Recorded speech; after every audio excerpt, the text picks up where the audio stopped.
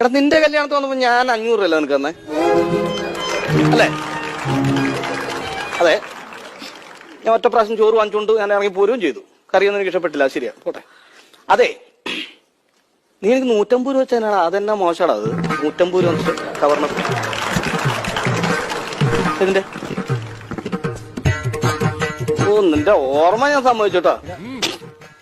കഴിഞ്ഞതിന്റെ മുമ്പത്തെ വർഷം ഉത്സവത്തിന് പോയപ്പം ഷെയർ ഇട്ട് പറഞ്ഞ അഞ്ചായിരം ഷെയർ കൊടുത്തുള്ളത്. ഒരു ഭാര്യയ്ക്ക് വേണ്ടത് എക്സിക്യൂട്ടീവിനെയോ ബിസിനസ്സുകാരനെയോ പ്രൊഫഷണലിനെയോ വലിയൊരു കരിയേഴ്സിനെ അല്ല.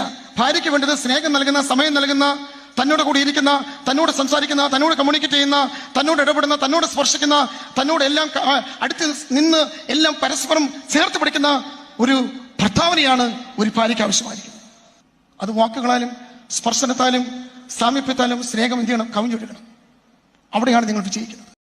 അല്ല, നീ എപ്പോഴും പറയുമല്ലോ നിന്റെ ഡ്രസ് ഓർമ്മയുണ്ടോ, നിന്റെ ഡ്രസ് ഓർമ്മയുണ്ടെന്ന്. ഞാൻ ആദ്യമായിട്ട് നിന്നെ കാണാൻ വരുമ്പോൾ ഡ്രസ് നിനക്ക് ഓർമ്മയുണ്ടാ? ഇല്ല, ഓർമ്മയില്ല. അതാണ് നിനക്ക് എന്റെ അടുത്ത് ഇഷ്ടമല്ല, അതാണ്. അതുകൊണ്ടല്ല ഈ തീവണ്ടിക്ക് തലവെക്കാൻ പോകുന്നവര് രാജധാനിയാണോ ശതാബ്ദിയാണോ നോക്കാറില്ല.